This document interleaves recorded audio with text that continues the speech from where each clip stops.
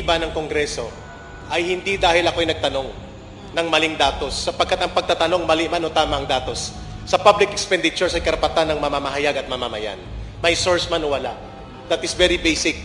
At ang katungkulan na nasa pamahalaan at mga may kapangyarihan ay dapat maging transparent at accountable. Hindi para maging persecutor ng mamamayan. Pangalawa, I said sorry and I apologize for my disrespectful behavior sa pagsigaw ko ng kangaroo court sa kanila, sapagkat yun ay burst of emotion sa panahon na nagpapaliwanag kami, binubusalan kami. Sa panahon na pinipaliwanag namin ang batas ng konstitusyon ay mas mataas kaysa Kongreso at sino mang nasa pamahalaan, hindi kami pinapakinggan.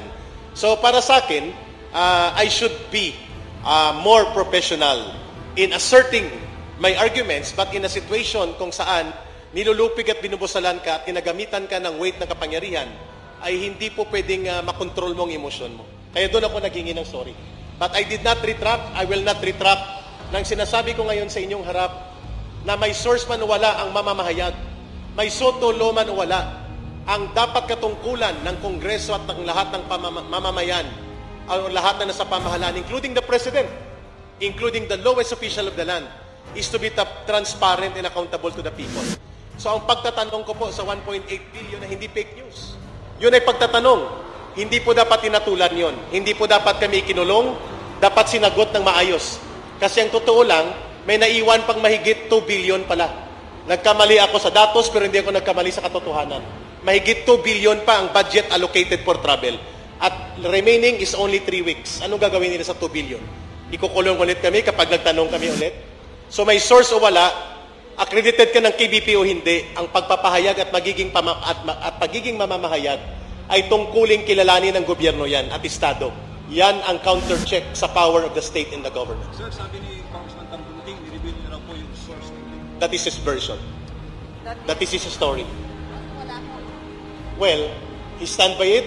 Ang aking sasabihin sa inyo, I will protect the source. Pero nilibig niyo nga po, sir. That's the point. Story niya yon. I did not reveal any names. So sabi niya, may ni-reveal na names. We talk about it. Sabi niya, in confidence, ay papakinggan niya ako. I did not expect na may sasabihin siyang mga bagay na maglalabag sa confidence ng aming pag-uusap. Ang sagot ko, Congressman Tambunting said na may source siya sa sinabi ko, story niya yon. I am standing by the Soto law. I will not reveal my source. Sir, ma'am, sir, last reaction na lang po. Meron na pong hinain na po palong-kala na layong kansilahin po yung prangkisa ng SMNI and magsaside po yung dinggin next week.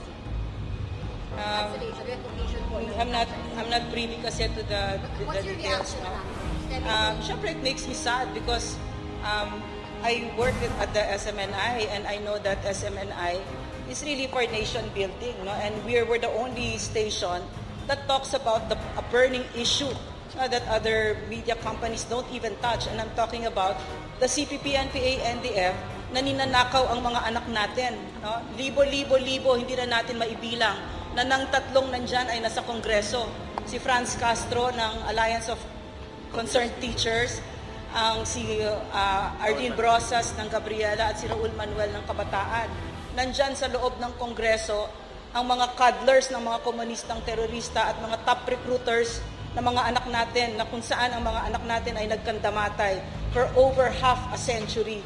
Diba? So dapat tagilan na natin yan. So this is why I really think that SMNI, if you close it down, no, I know who is behind it and I know it is the CPP, NPA, NDF. And sadly, they have used Congress no, as their ally and as their cover to do this. No? Yeah. Oh, grabe. Oh yes, ayos siya. Naguguto, matamlay, pero grabing suporta po ng mamamayan, including sa abroad, Filipino communities. Yeah. At 24 hours, 160 signatories na mga PMA graduates. At terrible, still counting on.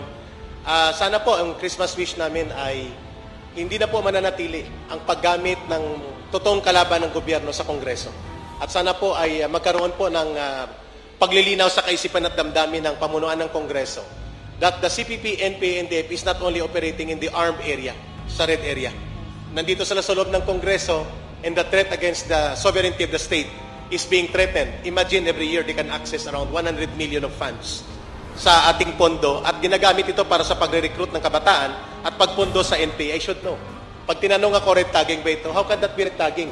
Direct personal knowledge ko yan for 21 years sa CPP, NPA, NDF. Mapapansin nyo, lumalabas sila Franz Castro, Raul Manuel at si Arlene Brosas kapag nandyan ako sa harap nila, si Ma'am Nurit.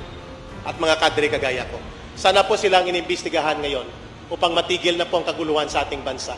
At magkaisa na po ang mga political leaders natin at maglaban sila sa eleksyon, hindi gamitin ang ating gobyerno para sa mga sabwatan sa totoong kalaban ng gobyerno. Kaya kami nanindigan na hindi kami titigil sa SMNI. At sa media, ganun din dapat. Dapat kadre last day, nag-rally.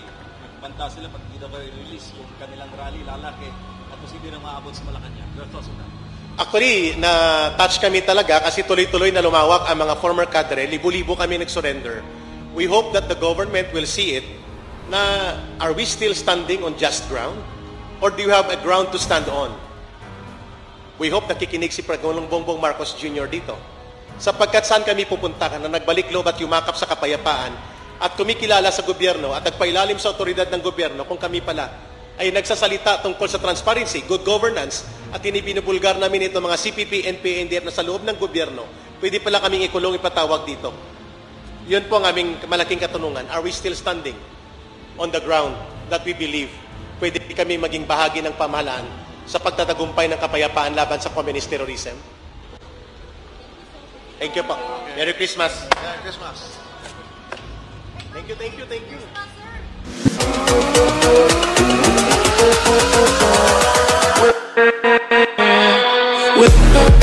Sir.